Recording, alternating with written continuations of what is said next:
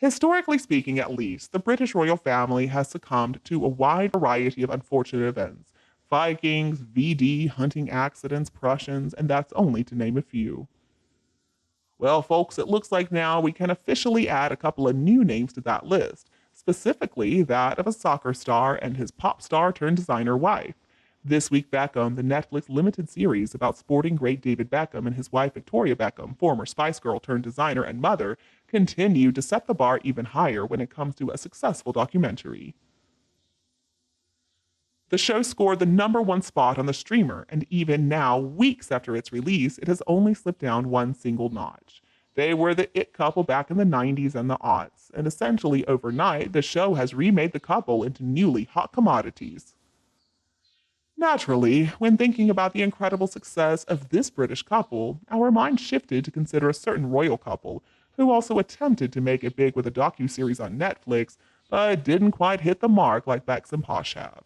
Believe you me, the contrast could not be more acutely obvious. In December of last year, we finally got to see Harry and Meghan's 6-part docu-series titled Harry and Meghan. It was more than 2 years after the couple had signed their $157 million deal with Netflix. Never before had members of the royal family allowed cameras to record their every move to such a personal degree. So when the show finally came out, the world excitedly tuned in to watch the son of King Charles and the daughter-in-law Meghan lay reputational siege to Buckingham Palace. Viewers were sucked in and TV history was made. Soon enough, Netflix was excited to tell the world that Harry and Meghan was their biggest documentary debut ever. In spite of all the attention in the media, and in spite of all the dirt dishing, Harry and Meghan didn't quite manage to get the number 1 spot on Netflix. Instead, that prize went to Wednesday. But even so, for Harry and Meghan and Netflix, in the beginning, it looked like the series was a winner. But what came next was something no one could have predicted. First of all, Harry and Meghan's soul-bearing and TV whining saw their US favorability absolutely plummet, and in only a matter of a few weeks.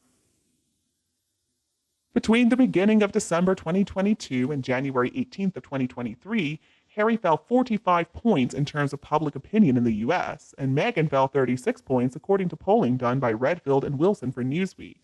The same publication gave us the headline, "The more Prince Harry and Meghan Markle say, the less Americans like them." And now, almost a year since many royal commentators had to sit through hour upon hour of Harry and Meghan's whining, things are not looking much better for them. So far, they have failed to regain all the ground they lost back in December and January. The most recent data from YouGov shows that in July and August and September, the same period of time that Meghan was trying to make a comeback, showing up at Beyoncé concerts and posing for Instagram shots, Meghan's popularity took a new hit. It fell 7 points to positive 10. Harry's position remained the same, though. He's still up 24 points.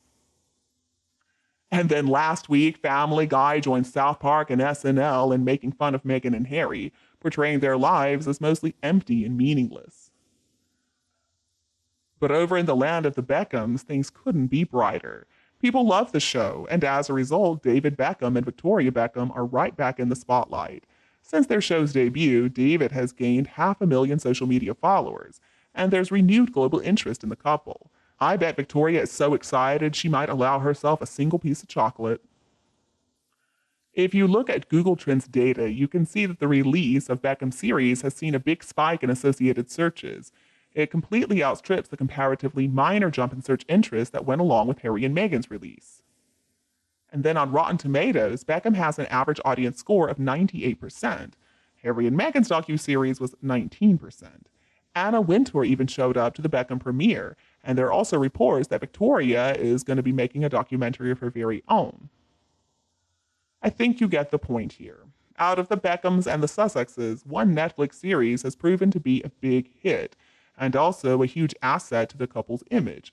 But the other Netflix series, it's only made the couple look worse. Brand Beckham has never looked so good. Brand Sussex, on the other hand, is failing. And all of this comes after the Daily Mail reported back in July of this year that Harry and Meghan's friendship with Victoria and David was absolutely done after a tense phone call and some alleged finger pointing. David, according to the Mail, had been left absolutely bloody furious after learning that Meghan and Harry suspected that he and Victoria were leaking negative stories about them to the media. And it doesn't seem like this Netflix situation is going to smooth things over. So even though Beckham was watched by fewer people in its first week than Harry and Meghan, the positive thing here is that the former series seems guaranteed to propel David and Victoria to even greater careers, and the latter has basically left Harry and Meghan in a much weaker position. Meghan and Harry seem to have no idea about how entitled, how out of touch, how self absorbed they come across. I mean, when you look at the King, the Queen, the Prince and Princess of Wales, the Duke and Duchess of Edinburgh, you can see a real difference in the way they behave. Meghan and Harry believe that paying for awards and then faking car chases in New York is going to get them attention and sympathy. Now, it might get them attention, but it certainly doesn't get them any sympathy. The Wales family, on the other hand, they're just better at playing this PR game. You can see them out and about with their children at sporting events, at picnics, at formal royal events like the coronation, and you can see those children are being raised with such love. William and Catherine come across as very relatable. They're so involved with their children, they take them to school. Now, obviously, the palace PR knows what they're doing, but still, I believe Catherine had a lot of input where her children were concerned. And Diana also always took her boys to normal places like McDonald's and the park, roller coasters. She tried to give them a normal childhood. And it seems like William appreciated that, and now he's doing his best to pass that on to his children. Harry, on the other hand, well, he just does whatever Meghan tells him to. Meghan told a story one time that she had to crawl through the trunk of her car, but today she's got to have a 7-car convoy to go a single block on a personal engagement.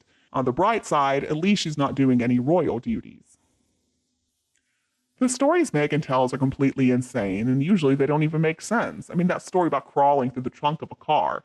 At that time, she supposedly was making millions of dollars. And you know, people on a fixed income without much money at all have better cars than Meghan claims she had. Another problem with that story is that her father funded her until she ditched him when she met Harry. Meghan claimed that she had to crawl through the trunk of her car when she was out hunting for jobs. She didn't have millions until she began the job in Suits. The millions is a figure that was made up by the Sugars based on what Meghan could have earned, but certainly not what she was saving.